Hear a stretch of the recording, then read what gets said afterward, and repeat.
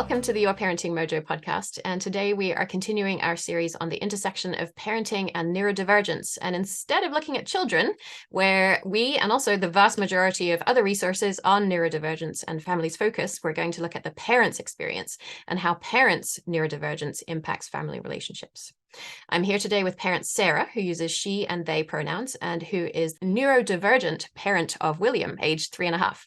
Sarah is currently studying a master's in social work program at California Polytechnic University, Humboldt, and their interest in trauma and its intersection with the clinical aspect of social work and psychology is part of what drew them to this interview. Welcome, Sarah. It's good to have you here. Thank you.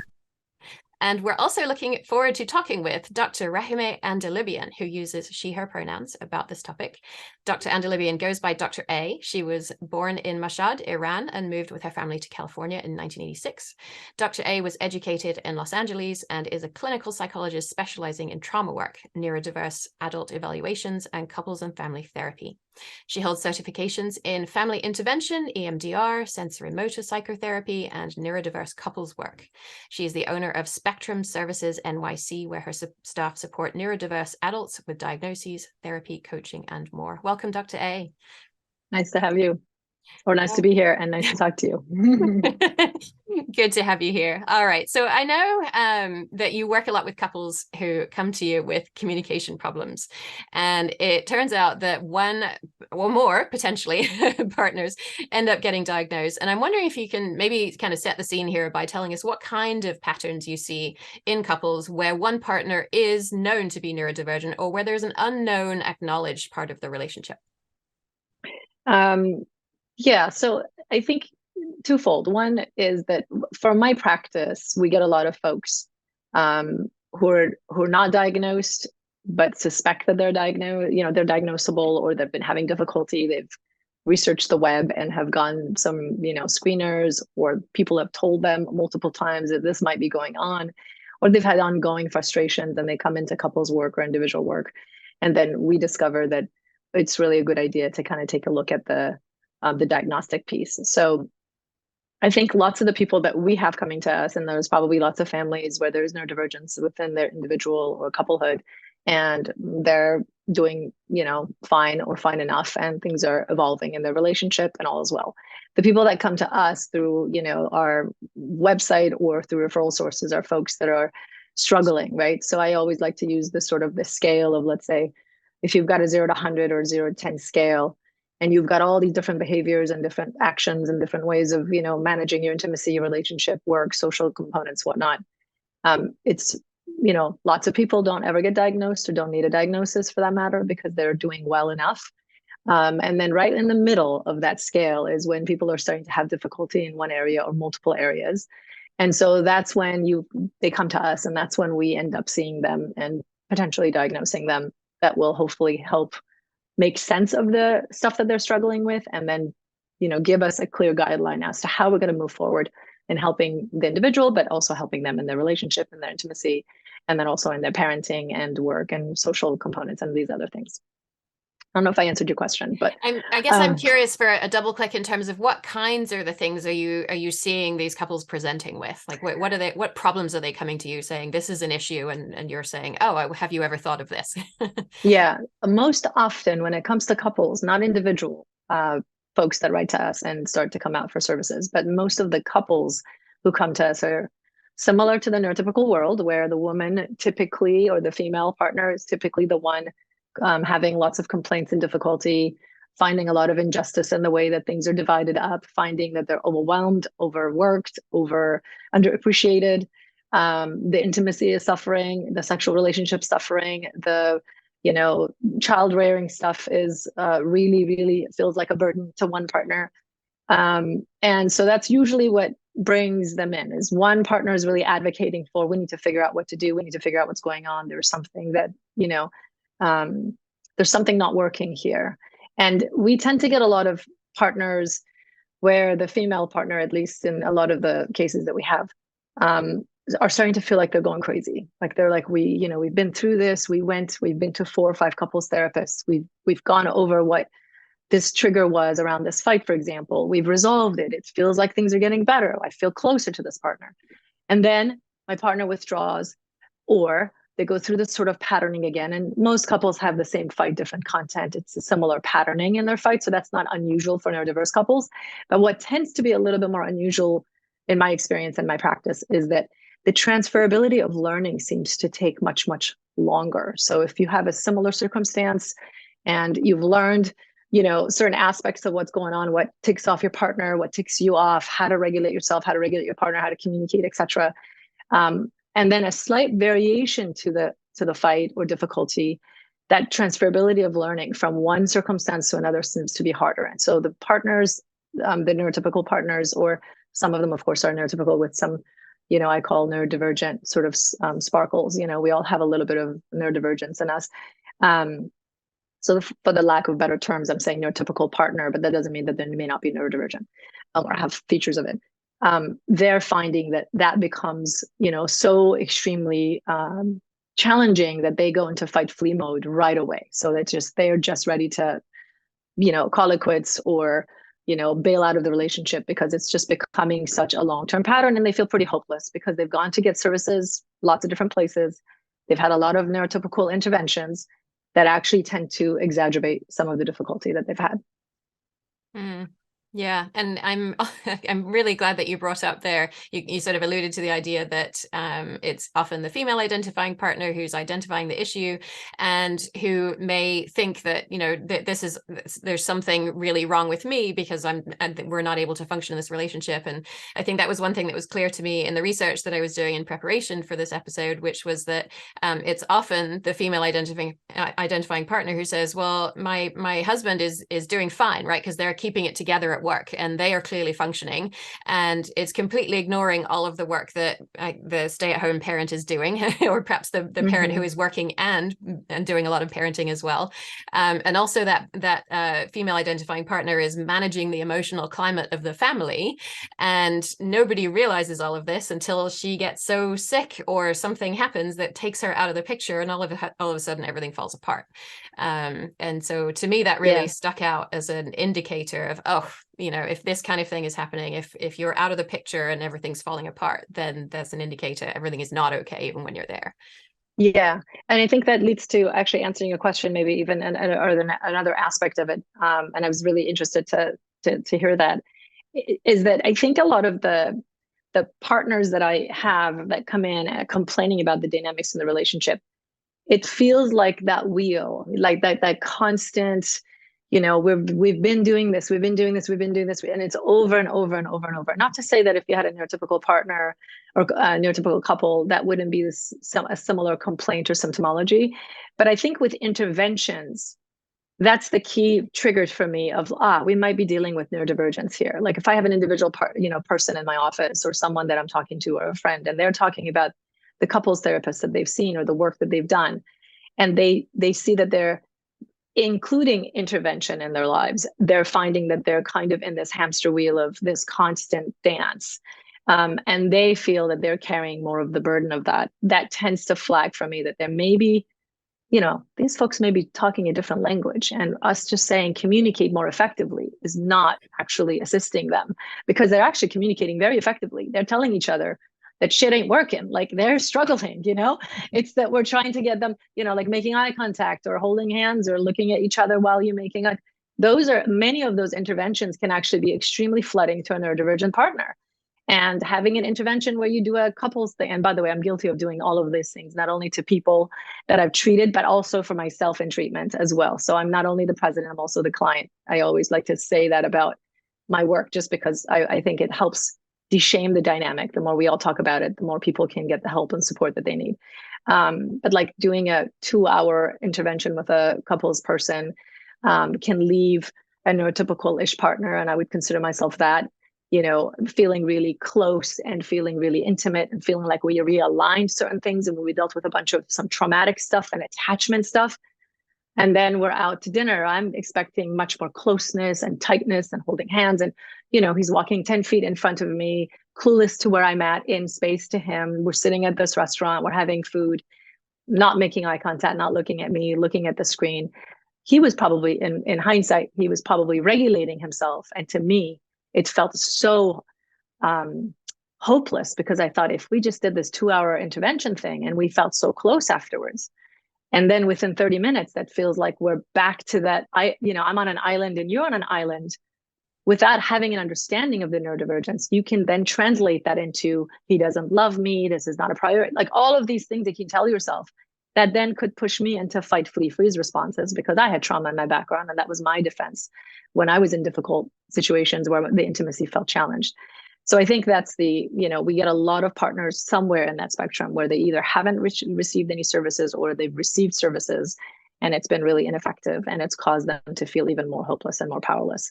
So it's sort of we've got a big variety that come through, but those are some of the things we notice.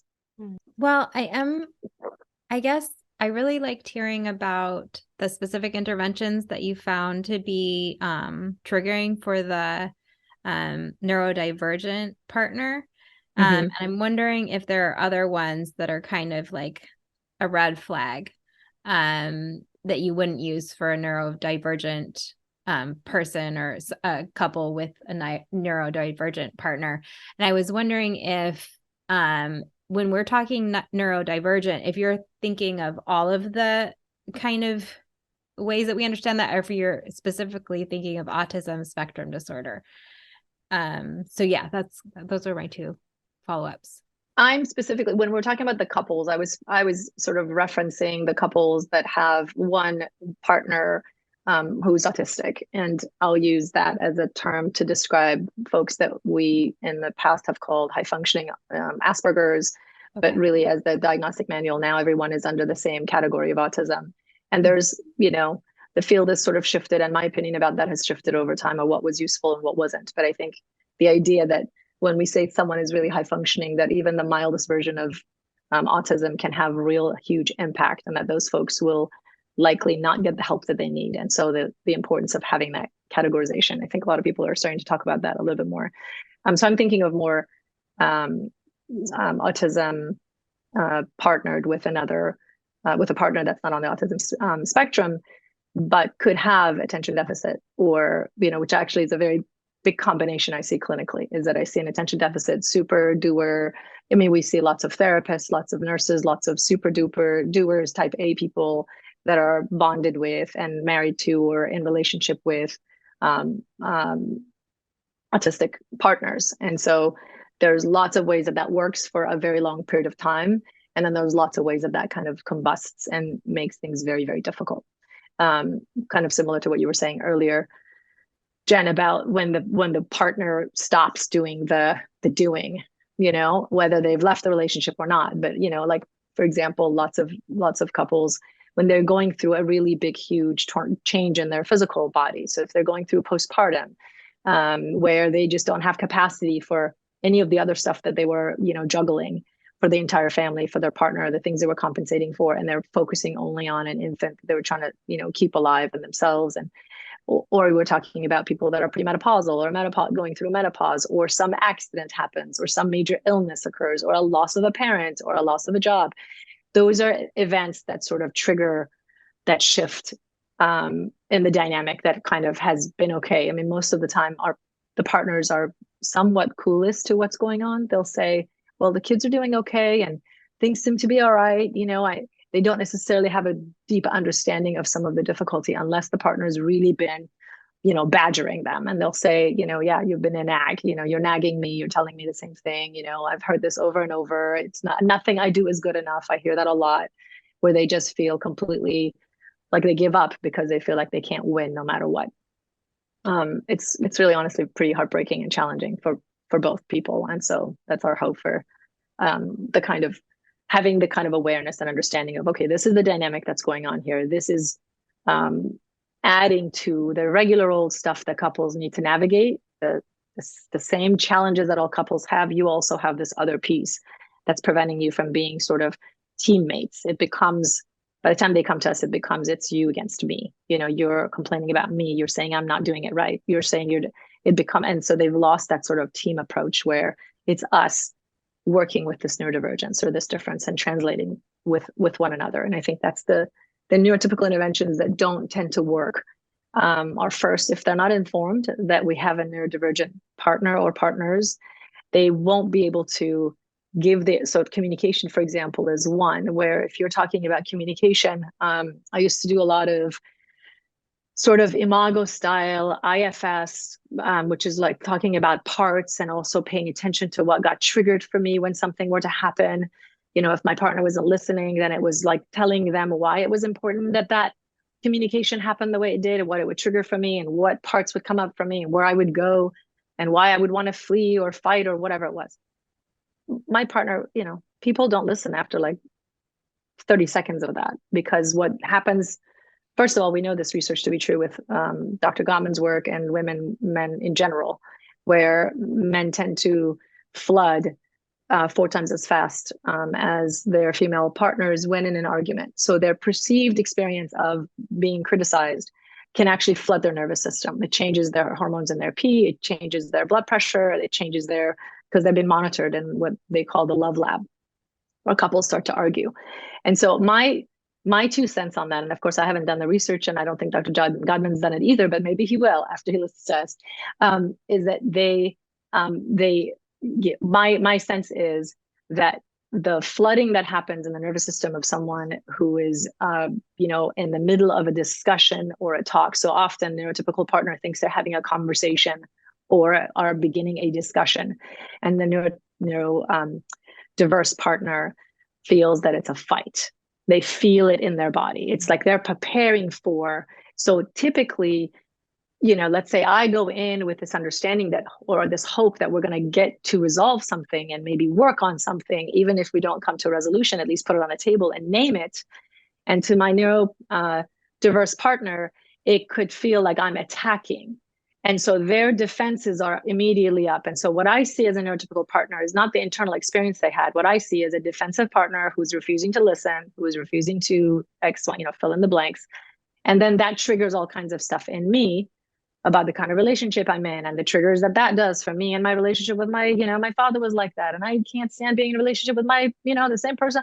And all of this happens, and it just becomes this sort of big blob of, conflict. And then once you have enough of this conflict built in, it starts to erode the stuff you appreciate about each other, the stuff that you are, supposed to say. It's like a 4-to-1 ratio. Again, Dr. Gottman's work, that if you want to keep status quo, you have to at least make a statement of agreement or something positive about the person, intermixed into the negative, share that you have.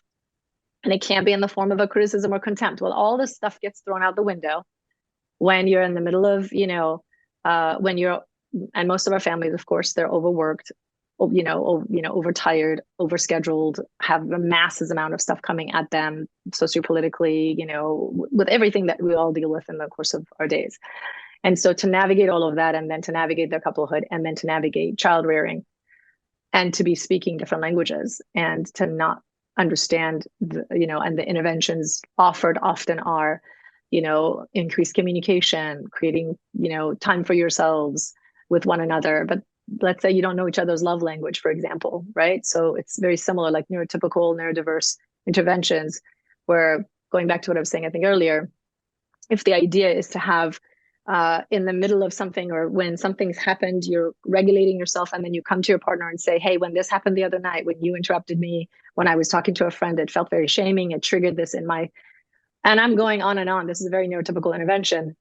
My partner's already checked out. They're completely flooded. So very specific, not, and then also, the part that, sometimes, often, I shouldn't say sometimes, often people do is when they get super flooded, is that they sort of pile the kitchen sink, like all the dishes are in the kitchen sink. You did this the other day, and this continues to happen with the kids. And, you've never stood up for me with, and it's just a never and off, the things that we know not to say multiplied and just magnified. And so clear, consistent, sort of very simple fact, like, this is what happened, this is how I felt, this is my request for the future.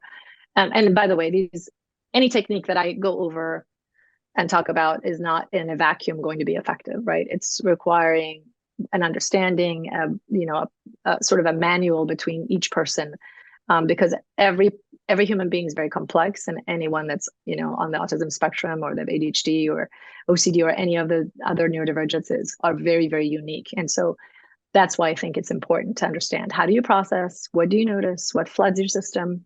What are your strengths? What are the ways that you contribute really well? And then what are the partners? And then figuring out how to actually make sort of a manual for each other so that you can have it as a reference point. And then applying those interventions to those individual people. Because even a neurotypical intervention may not work with every neurodivergent, couples, obviously, or neurotypical intervention with neurodivergent couples, what I meant. So I'm really interested in these dynamics between couples that you're mentioning. And we actually had a question come in from a member of the Your Parenting Mojo community. And I'm just going to describe her situation a little bit. And I've sent you this information in advance, so I know you're familiar with it, Dr. A. And she and her partner both have ADHD, and he was recently diagnosed with mild autism spectrum disorder. And they've been working with a couples therapist to do what's called increasing their capacity, which is what the therapist said they were going to do. And a year later, they have a ton of insight, but not really any more capacity.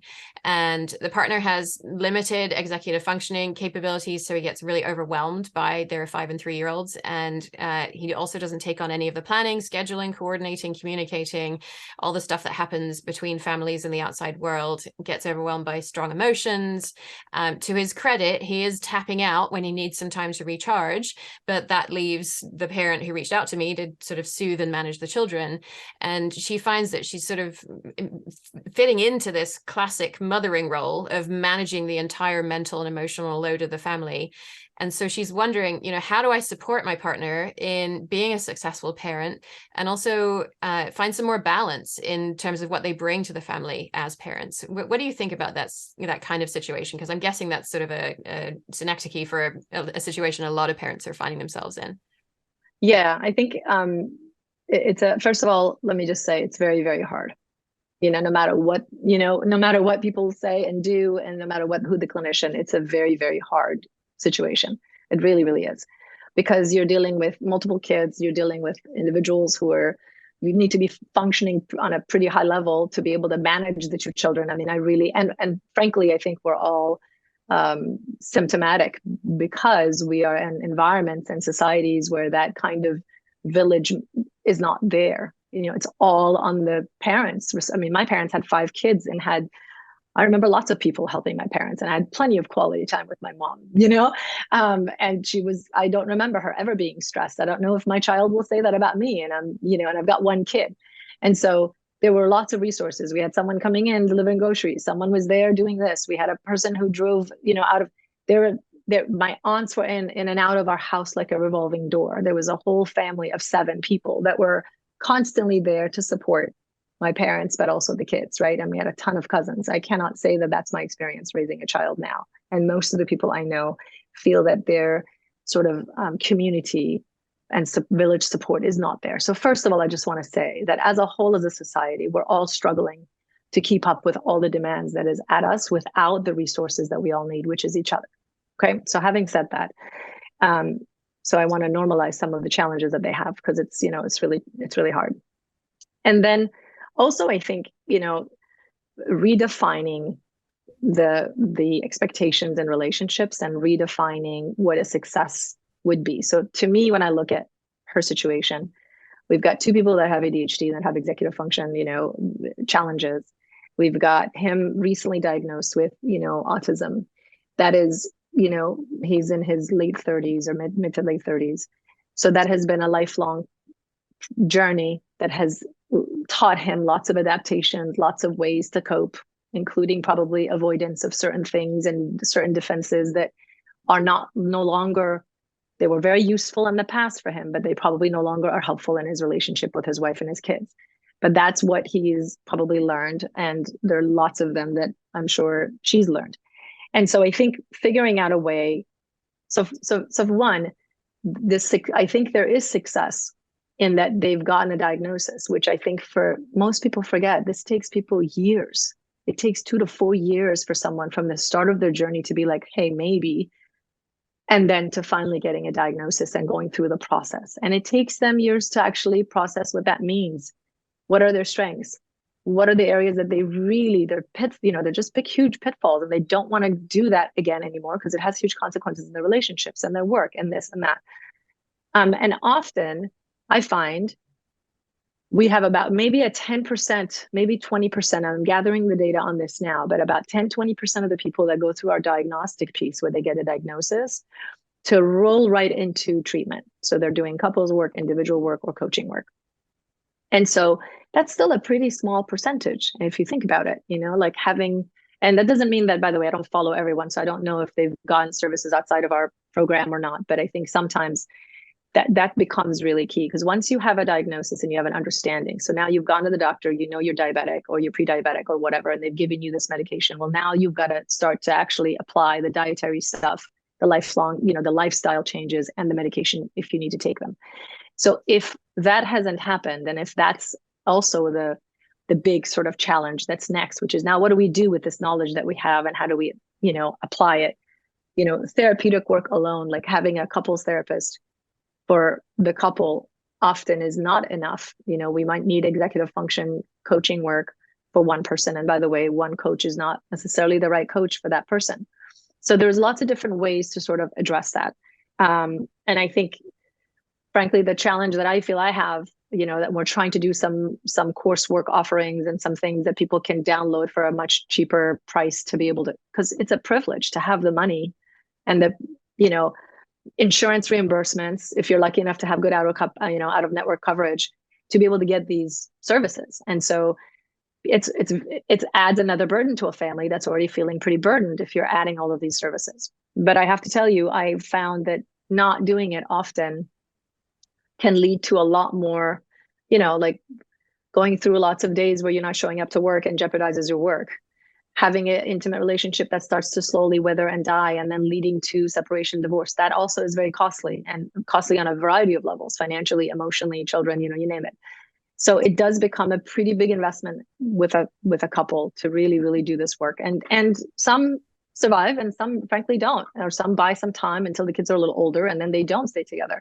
It really depends on how, who's putting in all their, who's putting in all the effort and how they're doing it, and also finding the right resources. And I have to say, our field has not been that great. I mean, we're a pretty new field in general, psychology as a whole, but I don't think that we've been that great at offering the kind of resources and support that our neurodivergent people have needed. And so there are groups and people and organizations that are doing that. And we're all working really hard to try to keep up and try to have a life while we're trying to meet the needs of the community. But also there's a lot more to still, there's a lot more we need to be doing.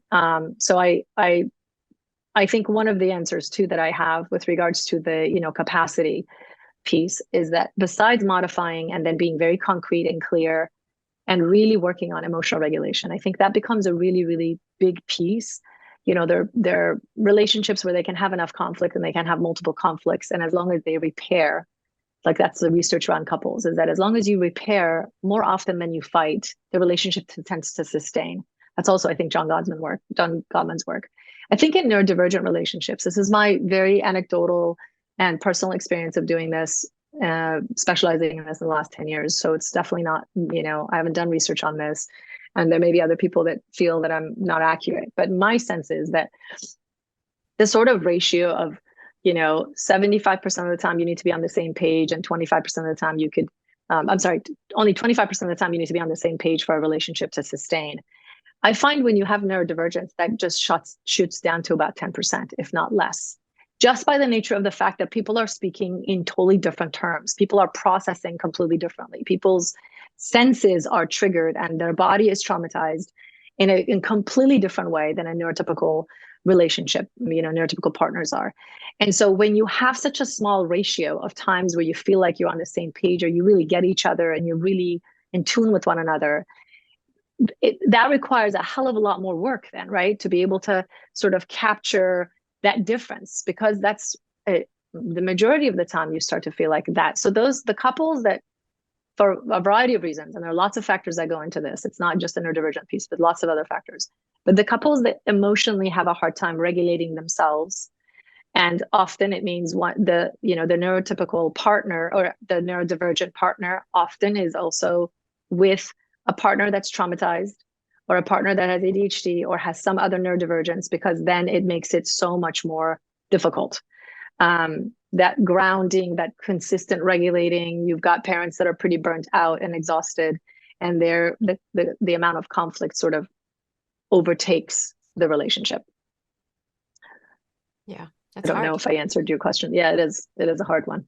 Yeah, it's a hard one, but I think, a lot of wonderful, I think a lot of, because I don't want to also just be talking about some of the negativity of it, but emotion regulation, working on impulse control, so that you're not also like in moments of conflict, if you're dealing, if you're in a relationship where you're dealing with a conflict in that moment, that's often the worst time to say or do anything with the partner, or to make a request, or to bring up the list of things, or to do a to-do, or and I think often, at least in this situation, I wonder, and I talked about this on another podcast, about the need for the non-autistic partner to really take more and go inward and do more of that work inward. And that often I find does not happen because the partner is burnt out or busy and exhausted from all the managing and all the plates they're spinning.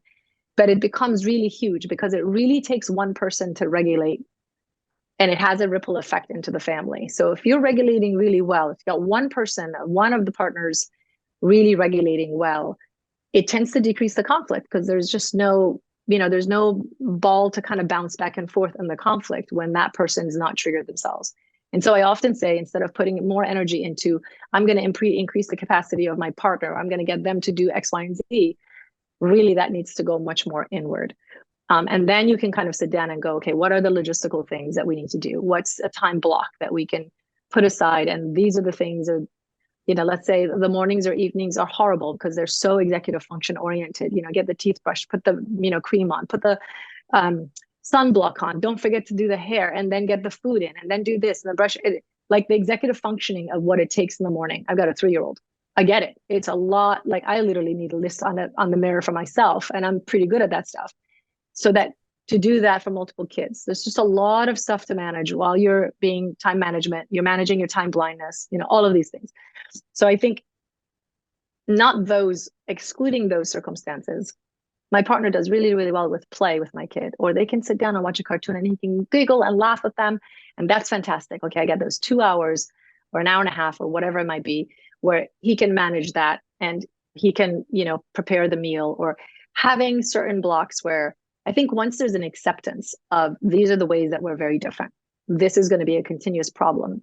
I always say to couples, delegate as much as you can. So if you have the ability to hire someone to food prep for you, to grocery shop for you, to come clean the house, to whatever parts that are causing difficulty between you, as much as you can delegate outside of the household. So the conflict over those circumstances becomes less. Again, I know it's a privilege, but often, and most of us, have the ability to invest in that if we can. And then really reevaluate, what are the things I'm really good at? What are the things he's really good at or she's really good at? And then let's divide and conquer. The core of it is that once people are diagnosed, my hope is, and this is what we see happen often, is that they start to feel like they're slowly going back to being on the same team, as opposed to one against the other. And that, that transition can be months for some couples, and it can take years for some couples. I have heard Dr. Gabor-Mate say that ADHD can form in response to childhood trauma. And this doesn't have to be really big trauma. It can be as simple as a child's needs not being seen and met by the parent. ADHD symptoms are indicative of a person's tendency to disconnect, which is an adaptive strategy if you're exposed to childhood trauma, from which you disconnect to survive. What do you think of this? Well, I'm a trauma therapist, so that's sort of where I think I found my wings and found my whole history and life explained in a way that really was empowering and extraordinary. So I've always, I agree with everything regarding trauma that I've read so far, and I haven't read everything that Gabor has contributed, but Vessel and Pat Ogden and many others, most of all of their work I follow. I think when it comes to ADHD and it being trauma-based, or the sort of the co-occurrence of that, I'm evolving, and I wanted to say this actually in the beginning, so I'll take the chance to take the time to say it now. I'm evolving as a clinician, I'm evolving as a person. The field of psychology, like I said, is pretty young. It's evolving. Research is evolving. Our ability to our active MRIs and ability to study the brain and understanding the physiology of that, or the, genetic research is evolving. So it's all evolving. I don't know where the answer will be 10 years from now. I've been humbled enough in my career and my life to be like, what I find helpful is to do the and approach. I think that the biomarkers of genes that I think we need to pay attention to. There are lots of people that I treat, and I have a beautiful colleague who's one of my evaluators, who has had no, sociopolitical trauma, no intergenerational trauma, and her and her siblings and 5 members of her family are all diagnosed with ADHD with very similar symptomology. So, and then you have lots of people like me who had lots of childhood trauma, and right from 3rd grade, before some of the significant stuff really. After some significant traumas happened, I started to have a lot of difficulty with working memory and multiplication table when I was like a straight A student in Iran. And so dyslexia, dyscalculia, those are so in combination with those things, I mean, I can't say that I'm not keeping my eye very closely on my daughter, even though she's growing up very differently and a wonderful, having a wonderful life protected from almost all the trauma that I ever was exposed to, and having a wonderful, joyful, playful life, that I may not see some of that ADHD symptomology. So I would, I'm keeping an eye through that process. I'm watching some of the impulsivity. I'm watching some of the difficulty regulating. I know she's also 3 and a toddler, so it's developmentally in that box, right? But at the same time, I'm also very aware of the intergenerational piece of that. Like, the multiple members of my family that, cousin who grew up here, had no exposure to the things that me and my brothers and my cousins were exposed to in Iran during the revolution and post-revolution and whatnot, has struggled with ADHD, was diagnosed very, very early. So there's an and approach, I think, a combination piece. I don't doubt, and I love hearing trauma and the ADHD symptomology explained with a lens of trauma. I think it's really helpful for our society. I think when things are sort of, I think, can have the ability to not, let me restate that. I think it can get challenging when it becomes even bidirectional. Like it's either, I think it's multi-directional. Like there's so many different factors that contribute to a diagnosis of ADHD or neurodivergence and other neurodivergences. And I think that it's helpful. And some of the stuff I saw as of late, and again, these are social media pieces and like little blurbs that people say or write about, Mate's work, Dr. Mate's work, and may not be representative of all of his work or contribution.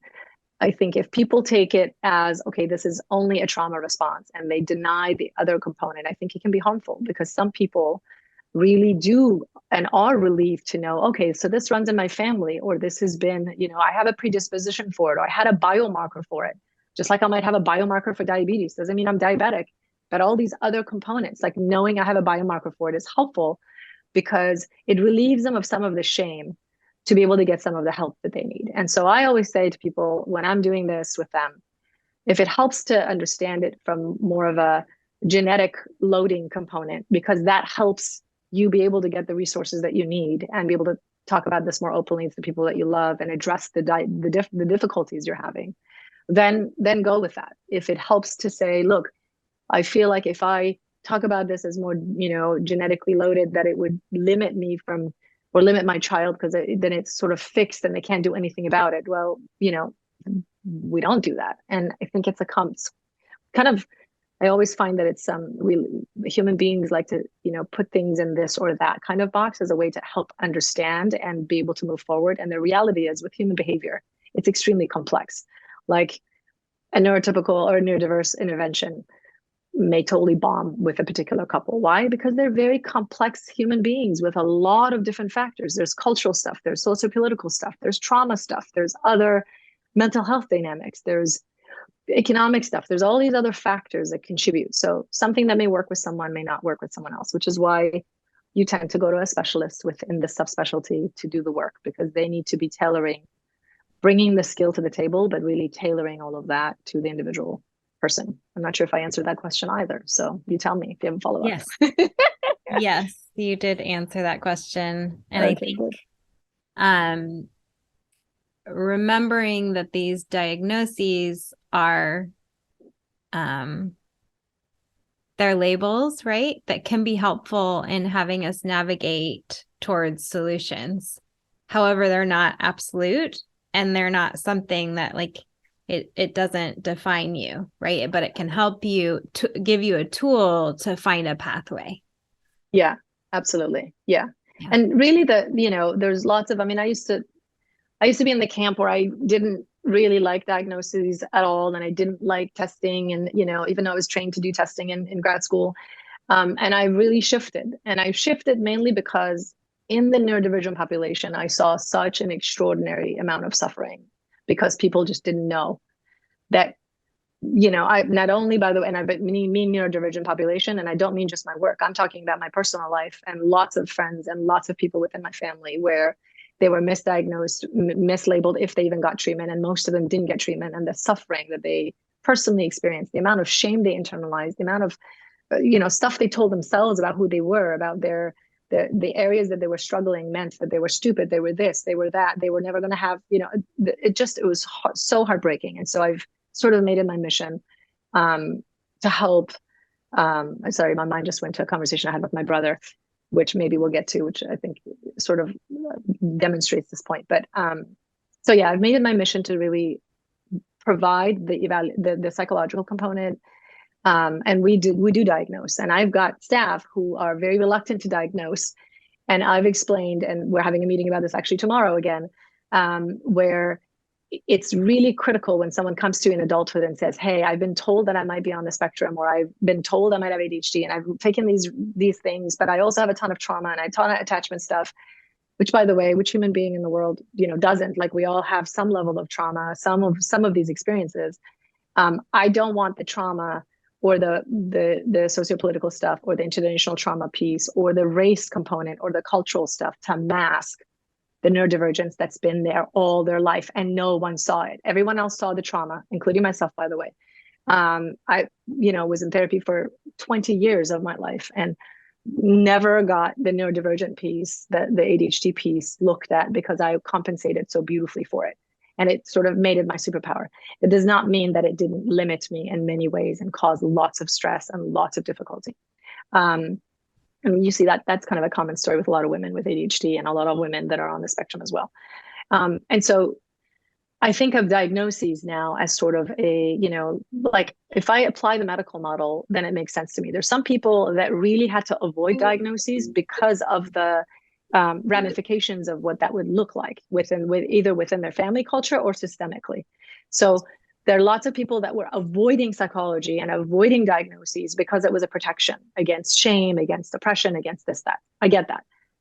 And there are countries, by the way, and many people within families, even in this country, who still have that experience. Like, I don't know, 5 years ago, if you told me, if my cousin should go get diagnosed in Iran as, 10 years ago, I should say, as schizophrenic, I would say no, because he would be shunned it would be horrific, and of course he did. And it was really important because he needed some medications and blah, blah, blah. But my point is, there are certain places on the planet where mental health is still very, very stigmatized, and getting a diagnosis could actually backfire on you educationally, and familially, etc. We're talking mostly to the Americanized, to the American audience, where we have moved that needle, I feel, a lot. We're talking about these things much more openly. There's lots of people out there making some really huge contributions, even on social media, where they're offering so much to the population and making it more commonplace to talk about these things. And mental health is not as stigmatized, which is fantastic to experience. So I think of diagnoses as like, do I want to know if I have a predisposition for something so I can be more mindful? Do I want to know if I've been feeling kind of off and I feel like I'm, my whatever, let's say my mood is this or that. Do I want to know if I've got any deficiency? Is my thyroid okay? Is my vitamin D okay? Am I getting enough B12s? What are the things that are contributing? Would I want to have a good, thorough checkup? And my answer to that always for me is yes. Now, there are other people who'll say, no, I'm doing fine. I don't want to do it. Okay, well, those are people that won't come to me and I probably won't see them. And potentially, like, I'm not here to argue that that's a better or worse way to live. That's just a different way to live. I obviously deal with and encourage the people in my life. And anytime I get a chance to talk about this openly is to say, the more you know, the more awareness you have, the more skillful you can be at then figuring out how to navigate and move forward.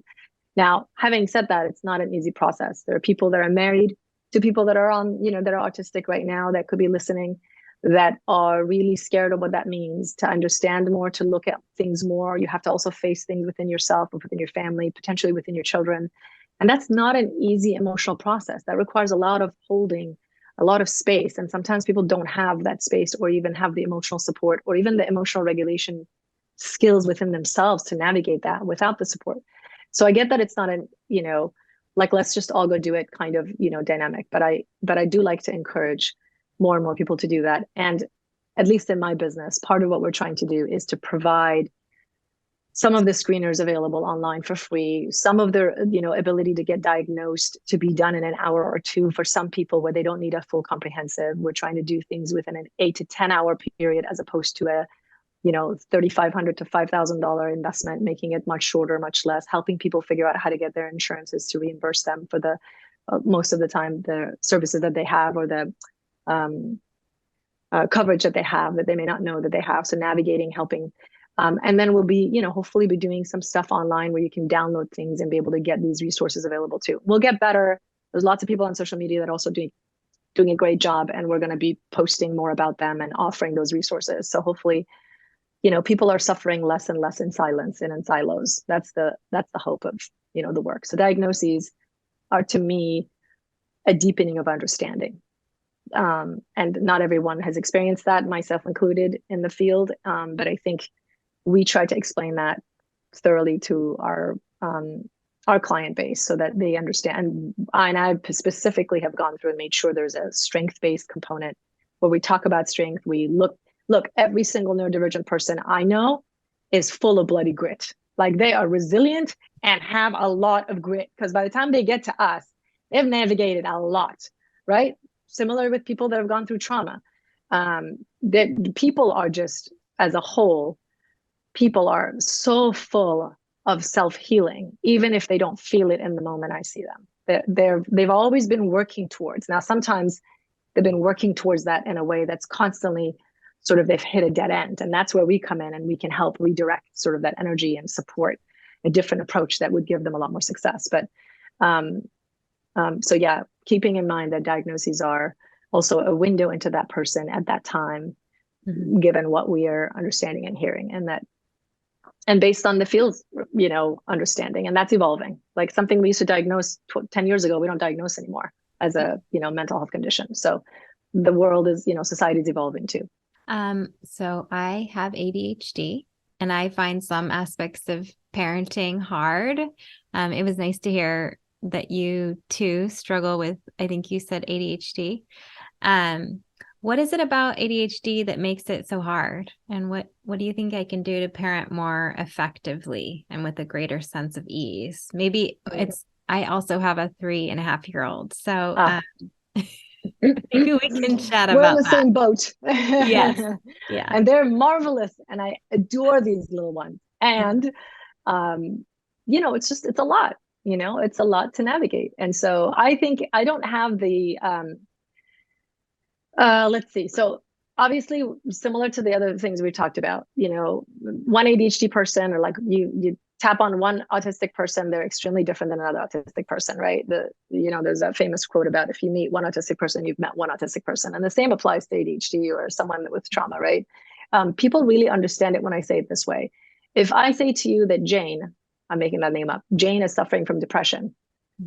And if I had a survey of 100 people in the room, I would get 100 different answers, right? I would get clusters that are similar, like she can't get out of bed, or she hasn't eaten in 3 days, or she's having a hard time sleeping, or then there will be people that go, oh, she's been functioning really well, and she's a CEO of a company, and she feels like she has no motivation, no interest. Everything is just, so you get a variety of different, depression, ADHD, whatnot. Everyone is very, very different.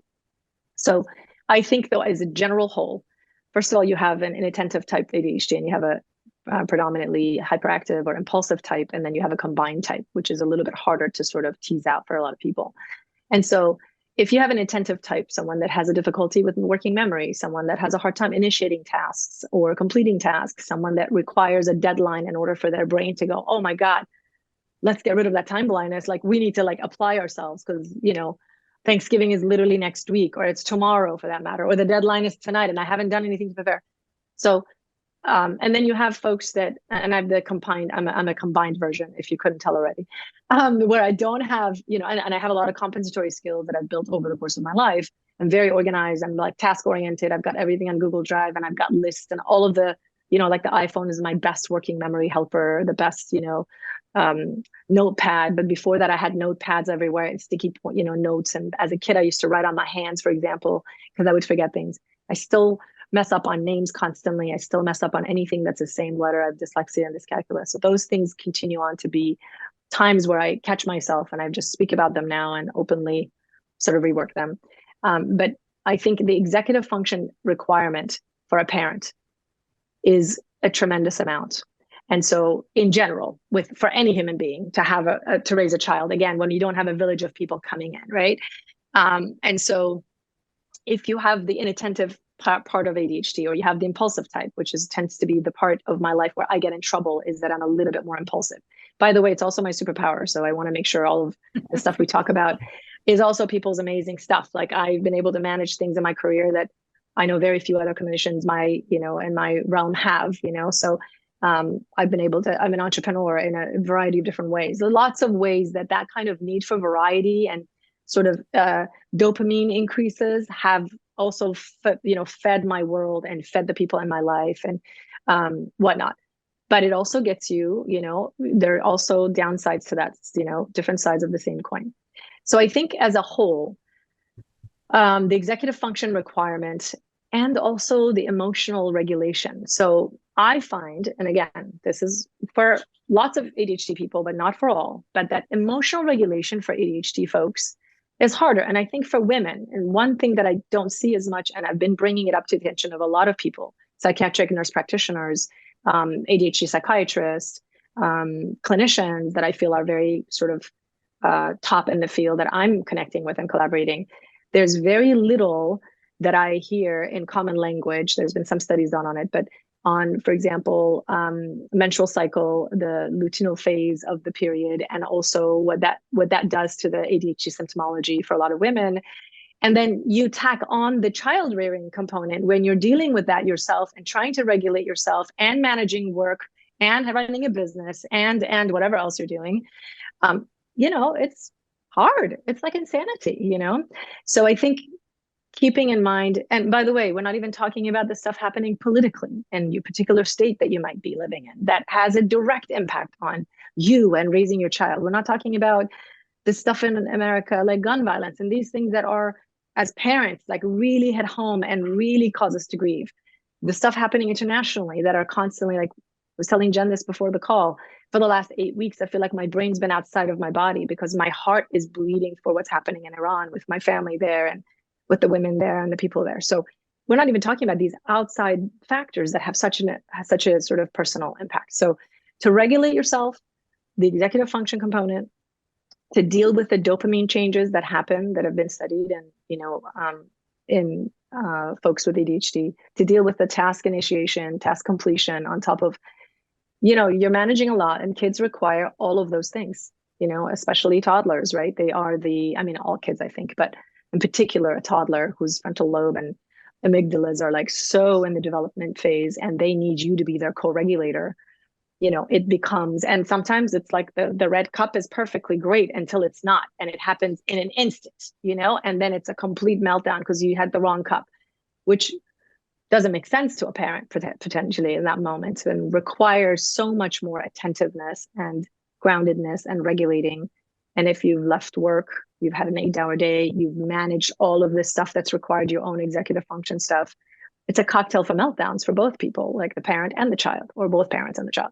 So I think the executive function piece is one of the hardest. And then the emotional regulation piece is also, I think, more challenging, because when you have a child, they demand that from you in a different kind of way than when you're in a relationship or when you're living, on your own, or you're living amongst adults, the pull for that. I mean, there's probably more answers that I would want to give to you later that I'll probably think of, but that's the top 2 that comes to mind. Yeah, I feel like we could probably talk for another 5 hours or so. Yeah. Yeah. Oh, this is one thing too, the social calendaring, even like I get emails from my kids' school, and I think they do a really great job. but it's like the amount of fundraising they have, and the like, I literally have an assistant where I send those two and say, please put it in my calendar, and then I'll go through and just check. I don't want you to even read the emails because it's so flooding to my system when I've got 73 emails in my inbox. I've got a client load, I'm dropping my kid off, I'm pitting my kid off, I'm figuring out what to do in the afternoon. Are we doing piano? Are we not? That's a lot to manage. So that's also the social calendaring, I think, again, is an executive function piece, but the extracurricular stuff for all children, especially as they get older, I hear it gets worse. So I don't know how I'm going to manage, but I'm going to call Jen when she's done. You should, yes. Jen's got a 9-year-old, so I'll go to her for help. Yeah, I'm just wondering if you can maybe give us one particular intervention you would provide a parent with ADHD. Regarding the executive functioning. Yeah. So there's a couple of tools, and we're going to have some of them. I'm just adding 2 more to our website. So if you go to the website, spectrumservicesnyc.com, and you go to the resources page, we're going to try to have a lot of these available so that you can just click on it and, go to them. There are a couple of, there's also there's these apps that people can use, right? That's helpful. If you have a calendar, and there's ways that you can time block. So you have a block of time, not more of a to-do list, which I tend to sort of do as a way to kind of get through. And then I realize that also kind of adds a little bit of stress to my, I could feel the stress hormones sort of in my body, my chest getting tight sometimes because that list continues to grow, obviously, no matter how much, I try to knock things off. And so sometimes time blocking is actually a better approach for ADHD folks, where they block a certain amount of time and they don't give themselves a to-do list, but they give themselves a space to explore. Let's say if I'm doing something creative, or if I'm working on whatever it might be. There's an app for that as well, and there's some resources available that it will have on the website, hopefully, I think by tomorrow. So definitely by the time the podcast comes out, I think they'll be there. I'm a big proponent of, if you can, get a virtual assistant, someone that you gets, or anyone that's willing to do assistantship work, because now they can do it from anywhere. Delegate whatever parts you can. Like if planning and execution is difficult, if you know that you're always running to something. By the way, like another technique is, like, if you're running late to something because you're often running late to something, or finding that it's hard for you to get your work done because you tend to lose track of time when you're on social media on your phone. Well, then you take social media off your phone. You have to actually go to the browser, click on it, make it a tad bit more uncomfortable to then just kind of go on Instagram or go on Facebook or whatever it is. That's the impulsive sort of response piece. Make it only available for yourself on your computer. Make sure you have times in your day where you turn the phone on airplane mode and it's away, so that you're able to just stay present and work on that. I say, for most people, because you can learn all this self-help stuff with following 2 good people on Instagram that do ADHD stuff. So if you're following good people with good resources and you're able to apply it and it feels great, then fantastic. It's kind of like a diet book. Like if you get a diet book or get some advice on keto diet or whatever it is, and you do it and it works, then great. But if you find yourself struggling with weight loss, right? If you find yourself struggling with the ADHD symptomology, then get yourself a coach. Get someone that's going to work with you on specifically tailoring something to you, and then helping you follow through and hold you accountable, because that often tends to be, it's not a lack of insight, it's a lack of action. It's lack of follow through that tends to be difficult.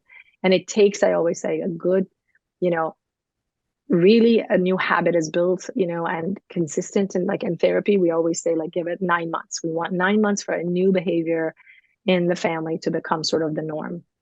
So, but sooner than that, like 30 days or 45 days within doing something pretty consistently, you can see a significant change within yourself. So small sort of wins are wins nonetheless. To having someone reinforce those is important. So time management stuff, there's all kinds of tools and techniques, and I could go over probably, tens and tens of them. But I think what my top 2 would be, if you find yourself needing if you can, get the support, and delegate the parts that you really dislike. Like I personally really dislike going to the grocery store. I enjoy cooking. I really dislike going to the point where it's like nails on a chalkboard. So for me, I have a nanny that comes in, and once a week, her job is to go through the list, which I update as I finish the peanut butter, I leave it on the counter until it goes on the list. I don't throw it away because I'll forget. And then I'll recycle the bottle. I'm out of foil, I'll finish the foil, I'll leave it on the counter. When I'm with my phone and passing I'll see, foil, add it to the list. Or I say, hey, Siri, add foil to the groceries list. Then I throw away the foil box. So she has an updated list on a regular basis. She goes every Wednesday, she picks up the groceries, she puts it away. That allows me to then cook for my kid without the part that I dread, right? The part that I don't think someone to come clean your house. If you hate doing that, if you find that you're fighting with your partner over who's doing the vacuuming and who's doing the cleaning. So as much as I can, I say, if you can delegate, even in little bits, it helps. Even if you can't, like people say, well, we need a maid every day. And I'm like, well, get them to do the laundry once a month. Even that helps a ton. It takes a little bit off of you, and that adds a lot of room in your emotional regulation, which for me has always been the key. The more people emotionally regulate, the better then they can figure out what their strategy is and how they're moving forward. When people are on the edge of their windows of tolerance, where they can't tolerate any, a small little, pin could just push them over the edge. You can't live on the edge for that long. It's just not sustainable. So you've got to expand that window of tolerance. And the way we do that is by getting the support resources we need, whether you delegate out or whether you utilize some apps and other resources that are available within. And then tag teaming, of course, if you have other people. Like my mom loves to go to the Trader Joe's, and she always goes to Trader Joe's for me, and she knows exactly what to buy there every single time, every 2 weeks on delivery. She brings it home. That's my village. And that helps a lot. That's one less thing that I have to do as a single mom of a 3-year-old with a company, right? Where I can be spending that 2 hours having a social drink with a friend and filling up my tank a little bit so that it's sort of my time. So I don't know if I gave you any strategies that are useful for you, but there are lots of them, and there's lots of research on like what strategies are helpful. There are people to follow. So if you follow me on Instagram, I don't post things, but I can send you stuff. Or you go to our website, we'll have these folks also listed there. There are some really great tools being shared on Instagram, short little bits. You watch it, you're like, oh my God, that's so useful. And and it's free. Thank you so much. Yeah. You're welcome. Yeah, Absolutely. I think that'll be great for a lot of the listeners. And I recognize some of the tools from my toolbox too. Okay, good. Yeah. So just as we wrap up here, then what I want to leave us with is sort of a sense, and you've been alluding to this throughout our conversation, but just to really tie this together for people, the idea that these diagnoses are not all bad, right? It's not all doom and gloom. We have this terrible thing. We have to figure out how to live with it. There's a huge amount of resourcefulness that some of these diagnoses bring to us. And I started doing some brainstorming based on the research, based on things I've heard from families. I was starting to think about how autism, right? It's a real gift in terms of planning and routines, which when you have a young child around the house, it can be really, really helpful. I work with a parent who has ADHD, and she's contributing a story for my book. And she actually talked to her therapist and asked her therapist, what am I really good at as a parent? And the therapist said, you're so flexible, right? Your child brings this challenge to you and you don't get stuck in this one way. We have to navigate it this way. You just respond flexibly and pivot. I'm guessing that parents with any type of neurodivergence, it brings a great deal of empathy to their child's own struggles, right? Whether or not they're struggling with the same thing, although I understand it could probably be triggering in some ways too. I'm just wondering if you see specific ways that that strengths really come up, that parents might be able to look at this differently and think, oh yeah, that really is helpful to me, and I can see this in a different way. Yeah, I'll speak to that as a general whole of neurodivergent, and there's lots of young people that are talking about this. What I find that people that are neurodivergent also bring, sort of, at least this is my way of thinking about it, of what they bring to the world, is a huge amount of expansion of compassion and understanding. They kind of force us all to pay attention to that. There's differences, and we need to understand each other's differences and how to work with one another and love one another. So I think whether they intend to or not, that tends to be a piece that is added to the world. Any diversity, right, brings that to the table if we do a good job as a humanity. I agree with you completely that sort of ADHD folks really bring a lot of creativity, lots of flexibility, also lots of fun. Like, I have a mom who's a friend of mine who does not sit still. She's either on a bike or on a volleyball team, or she's always doing something active. And it's sort of, it reminds me of like that, listen, like I said, everything is sort of the opposite side of the coin. That can also be problematic if you can't be still enough to like enjoy time and kids, all of that stuff. But we're talking about the strengths here. And I think that it brings a lot of expansion to the family. It can bring a lot of expansion to the person. Lots of CEOs of companies are ADHD. that's like, that they are the idea that, hey, wait a minute, I don't like that box. We're going to create this other thing. We're going to fold this into this other 8-legged, process, and to push for change and to push and be flexible. I think that's a beautiful thing. Lots of creativity, lots of expansiveness, lots of leadership skills. I think you pointed this out really beautifully. I think one of the things I've noticed in relationships, especially when you have an ADHD mom and a, autistic male dad, is that it actually offsets the need for routine and slow down and transition between things. Helps the kids, because if it was left to the ADHD mom, they'd be running all the time. And not to say that's bad, but we know that the brain development of kids really requires that sense of structure and routine, and they do really blossom and they get enough brain development when they need enough sleep and they have that routine. So there's lots of ways that once, I think, especially if you have the mix of that in couplehood, that it can really complement one another, but sometimes it takes a really long time to get there. So yeah, lots of, there's one more thing I was thinking about with autism that I thought was a really big strength. I think it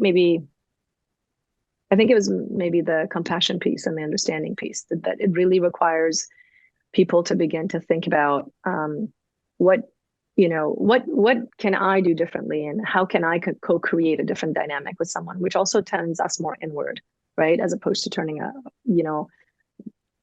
that's saying, you have eyes to look out. And so most of us tend to look outward as opposed to inward. And so I think when you're dealing with neurodivergence and autism in particular too, that you sort of have to turn inward and say, okay, how can I be doing this differently? What is it about my co-creating this dynamic that I can shift and change? And I think we talked about this before, the grit and the resilience. There's a ton of grit and resilience and a ton of incredible ways. Like I have an app where it reads stuff for you, I forget what it's called now, but it's probably bad because he probably would like the plug. But he was dyslexic, and that's how he developed his ADHD. He learned how to develop that for people who were struggling with reading, right? So like all this innovation comes also from these incredible minds, right? Not to say that everyone on the spectrum is, super. So we have the gamut of people that are really struggling with functioning and people that are doing really, really well. I don't want to also paint the brush that everyone is genius, because that's also a pitfall to fall in. But lots of grit, lots of resilience, irrespective of where people are on that color wheel of spectrum, as I call it. Yeah, awesome. All right. Well, thank you, both of you. I guess firstly, thank you to Sarah for jumping in and helping me to shape the questions and being with us today. Thanks, Sarah. Yeah, thank you, Sarah, for having me. Yeah. And Dr. A, I just want to make sure that listeners know where they can find information on you. You mentioned your website, spectrumservicesnyc.com, and that you're adding a whole bunch of screeners and resources and that kind of thing to it. So yes. Listeners should head there if they are looking for more information on these topics. Yes, that's the website, and you can email me directly there, and any questions or thoughts that they have. And I have a wonderful business manager, Lauren, who's also very easy to connect with. And also we have lots of other resources and books and things like that if people want. We have everything that we've sort of tried and true to us, we've put up there, including everyone in our team that loves the resources. Yeah, super. Well, we'll put a link to that website also on our references page at yourparentingmojo.com/parents neurodivergence.